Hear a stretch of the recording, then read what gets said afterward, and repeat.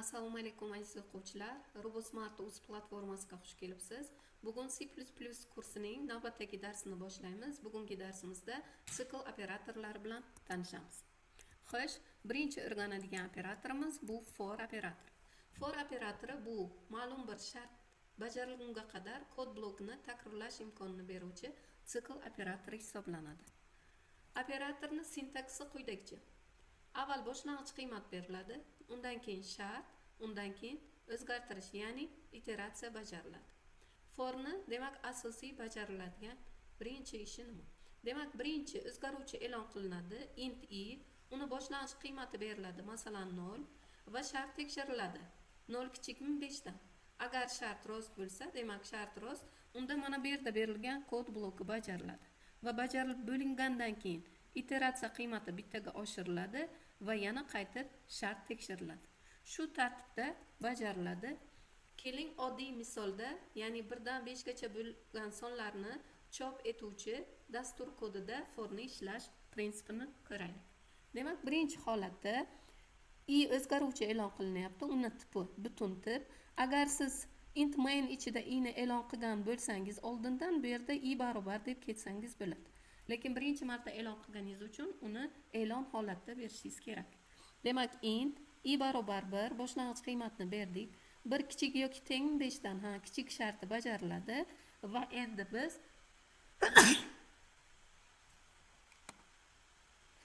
biz cout qilamiz i'ni, ya'ni ekranga chiqaramiz i'ni. Va endi yangi qatorda kursorni joylashtiradi. Va i'ni qiymatini bittaga oshiramiz. I'ni qiymati endi 2 bo'ladi.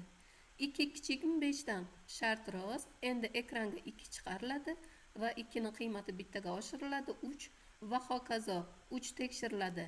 Haqiqatan 5 dan kichik, 3 ekranga chop etiladi va 3 ni qiymati bittaga oshiriladi, 4 kichikmi 5 dan, shart rost, ekranga 4 chop etiladi va i ni qiymati yana bittaga oshadi. 5 kichik yoki tenglik sharti bajarilyapti. Ekranga 5 chiqariladi va 5 ni qiymati bittaga oshirilgandan keyin 6 kichik yoki teng 5 sharti bajarilmaydi va natijada return 0 holatiga keladi, ya'ni for siklidan chiqamiz. Biz mana bu sikldan tashqariga chiqib return 0 ni bajarib dastur kodini yakunlaymiz. Natijada ekranda bizga 1 2 3 4 5 chop etiladi. Demak, biz qanday ishlashini birma-bir tushuntirib berdim sizga. Har bir qadamni alohida, ya'ni boshlang'ich qiymat berilganini i, ya'ni 1 bo'ladi. 1 kichikmi, va ekranga chop etiladi, i ni qiymati bittaga oshiriladi. Shu ketma-ketlik asosida for ishlar ekan. Demak, for operatori kodni takrorlash uchun ishlatiladi. 3 qismdan iborat ekan. Bu boshlang'ich shart, boshlang'ich qiymat, shart va qiymatni oshirib borish. Shart yolg'on bo'lganda sikl to'xtaydi. Bu for operatori massiv va ro'yxatlar bilan ishlaganda juda ham qulay hisoblanadi. Ana endi shart asosida takrorlanishni amalga oshiruvchi while operatori bilan ishlaymiz. Endi C++ da while operatori, ya'ni shart asosidagi sikl operatori bilan tanishamiz. While operatori shart asosida takrorlanishni amalga oshiruvchi operator hisoblanadi. Qachon to'xtaydi? Shart yolg'on bo'lganda to'xtaydi. While operatorining tuzilishi, demak, i ni boshlang'ich qiymati bu yerda ham bitta i parametr olyapmiz. Xuddi o'sha masalani ko'ryapmiz. Ya'ni bu jarayonda 5 gacha bo'lgan sonlarni ekranga chop etish masalasini ko'ryapmiz. Ya'ni bu jarayonda siz while bilan forni farqini sezib, while ni ishlash prinsipini tezda tushunib olishingiz mumkin. Demak, fordagi int barobar i barobar 0 ni while dan tashqarida yozar ekanmiz. While da asosiy forni shartini berar ekanmiz va aynan blokni ichida bajariladigan vazifadan tashqari i ni bittaga oshirish holatini ham berar ekanmiz. Va bu jarayon qanday ishlaydi? Ya'ni i ni boshlang'ich qiymati birinchi o'rinda olinadi va keladi shartda 0 kichikmi 5 dan, demak shart rost va mana bu blok ichidagi asosiy vazifalar amalga oshiriladi. Bu blok toki mana bu shart yolg'on bo'lgunga qadar qayta takrorlanishni amalga oshiriladi. Har takrorlanishdan oldin shart tekshiriladi. Shart rost bo'lsa, mana shu blok ichidagi vazifalar bajariladi. va blok ichida yozilishi shart. Ya'ni bu bizda takrorlanishni, ya'ni qayta qiymatni o'zgartirib, shartni tekshirish imkonini beradi. Endi xuddi forda ko'rgan dastur kodimizni while orqali bajaramiz. 1 dan 5 gacha bo'lgan sonlarni ekranda chop etish dasturini birgalikda ko'ramiz. Demak, include yo'stream using namespace std dan keyin int I barobar 1 boshlang'ich qiymatni berdik.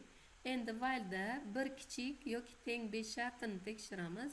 Shart rost bo'lyapti va ekranga I ni chop etamiz. End line orqali kursorni yangi qatorga joylashtirib qo'yamiz. Va endi I ni qiymatini bittaga oshiramiz. Endi i'miz 2 bo'ldi. 2 kichik yoki teng 5 shart rost va ekranda I chop etiladi va yana yangi qatorga o'tkazilib, I ni qiymati bittaga oshiriladi. Jarayon 5 bo'lganda ham bajariladi va 5 ni qiymati bittaga oshirilgandan keyin 6 kichik yoki teng 5 sharti yolg'on bo'ladi va return 0 ga kelib, blok o'z ishini yakunlaydi va ekranda bizga 1 2 3 4 5 chop etiladi. Bu yerda unutmasligimiz kerakki, i++ ni blok ichida yozishimiz kerak. Agar i++ yozilmasa, agar bu yerda cheksiz siklga kirib qolamiz. Ya'ni cheksiz sikl bajariladi, i ni qiymati oshirilmaydi. Har safar 1 bilan tekshirish amalga oshiriladi. Demak, biz while operatorini qanday ishlash prinsipini o'rgandik. Demak, xulosa qiladigan bo'lsak, avval o'zgaruvchi sikldan oldin e'lon qilinar ekan. Undan keyin shart beriladi va shart tekshiriladi. Shart rost bo'lsa, sikl tanasidagi kodlar bajariladi. Cout i ekranga i qiymatini chiqaradi. i++ esa har safar i ni qiymatiga bittaga oshirish vazifasini bajaradi. Va shart qayta tekshirilib, i barobar 6 da to'xtar ekan. For va while qaysi birini tanlash kerak? Demak, biz takrorlanish soni oldindan ma'lum bo'lsa, masalan, massiv elementlarni ko'rishda yoki hisoblagich kerak bo'lganda, aynan biz for operatorini ishlatamiz. Agar takrorlanish soni oldindan ma'lum bo'lmasa, foydalanuvchi kirishi kutilganda shart o'zgarishiga qarab ishlayotganimizda, unda while, ya'ni shart asosida takrorlanish operatoridan foydalanamiz. Har ikkalasi ham bir xil natija beradi va faqatgina farqi ularni yozilish sintaksida farq qiladi. Demak, xulosa qiladigan bo'lsak, while shart rost bo'lsa ishlaydi, yolg'on bo'lsa to'xtaydi. O'zgaruvchi sikldan oldin e'lon qilinadi. i++ blokini, i++ kodini blok ichida yozishga majbur. Shartni o'zgartirmaslik cheksiz siklga olib keladi. While va do while, ya'ni do while operatori endi avval ko'rsatmani bajarib, keyin shartni tekshiradigan operator hisoblanadi. Bularni bir-biridan farqini tushungan holatda do while operatori sintaksini o'rganib olamiz. Demak, siz bilasizki, while'dan keyin shart va blok ichida kod yozilar edi. Do while'da esa bu boshqacharoq. Ya'ni do operatoridan keyin siz blok ichida bajariladigan amal, ya'ni kodlarni yozib, keyin while orqali shartni berishingiz mumkin. Bunda avval kod bajariladi, keyin shart tekshiriladi. Bunda kamida bir marta kod bajarilishi kafolatlangan bo'ladi. Bu yerda shart yolg'on bo'lganda yana kod bajarilishi natijasida takrorlanish amalga oshiriladi. Demak, while'da esa siz bilasizki, shart yolg'on bo'lsa agar kod bajarilmas edi. Demak, do while operatori qanday tartibda ishlaydi? Bu kod bloki birinchi bajarilgandan keyin shart tekshiriladi, kamida bir marta takrorlanish amalga oshiriladi. Ya'ni bu yerda avval kod ishlaydi va keyin shart tekshiriladi. Do while operatorining sintaksi quyidagicha. Demak, do, undan keyin bajariladigan kod bloki yoziladi, keyin while, keyin shart yoziladi. Keyingi holatda nuqta vergul berilishi shart. Bunda shart tekshirilmasdan birinchi kod bloki bajariladi, keyin kod bajarilgandan keyin shart tekshiruvi amalga oshiriladi. Shartdan keyin nuqta vergul majburiy qo'yish kerak. Ya'ni while'dan keyin shartda nuqta vergul yo'q edi. Bu yerda do while'da ushbu jarayon amalga oshiriladi. Endi keling birgalikda kodni ko'ramiz. Bu jarayonda nima amaliyot bajariladi? Demak, biz do while'da avval qiymatni xuddi while'dagiday beramiz. Undan keyin do'da kodlarni, shartlarni beramiz, ya'ni bajarilishi kerak bo'lgan amallarni beramiz. I'ni bittaga qiymatini oshirib, keyin shartni tekshiramiz. Shart rost bo'lgandan keyin ushbu jarayon yana davom etadi. Demak, e'tibor bersangiz, bunda do'dan keyin bir marta takrorlanish bajariladi va undan keyin shart tekshiriladi. Shart rost bo'lsa, yana takrorlanish amalga oshiriladi. Bu jarayon toki shart yolg'on bo'lgunga qadar amalga oshiriladi va natijada bizga 1 dan boshlab 5 gacha bo'lgan sonlar ekranga chop etiladi. Va oxirgi qadamimizda 6 bo'lganda while'da shart to'xtaydi va return 0 ga kelib, dastur kodi o'z nihoyasiga yetadi. Demak, xulosa qiladigan bo'lsak, do while qanday ishlar ekan? Demak, sikldan oldin boshlang'ich qiymat e'lon qilinadi. Do blokidagi ko'rsatmalar shart tekshirilmasdan darhol bajariladi. I qiymati bittaga oshirilgandan keyin shart tekshiriladi va shart rost bo'lsa, yana do bloki bajarilar ekan. Katta farq, shart dastlab yolg'on bo'lsa ham, bu yerda do while'da bajariladi. Bular bir-biridan farqi shunda. While shart boshida yolg'on bo'lsa, hech qachon bajarilmaydi. Do while shart boshida yolg'on bo'lsa ham kamida bir marta bajariladi. Keling, foydalanuvchi menyusi bo'yicha mana bu kodni birgalikda ko'raylik. Demak, int bitta o'zgaruvchi beryapmiz, uni nomi tanlov. Do'da beryapmiz cout 1 o'yinni boshlash, cout 2 sozlamalar, coutda 0 chiqish deb beryapmiz. Sen tanlov.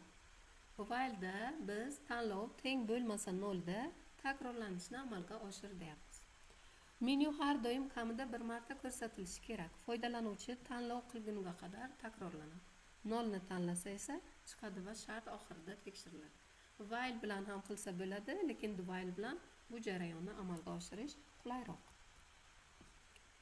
Endi for, while va do while'ni bir-biridan farqini tushunish orqali ularni sintaksini mukammalroq o'rganib olamiz.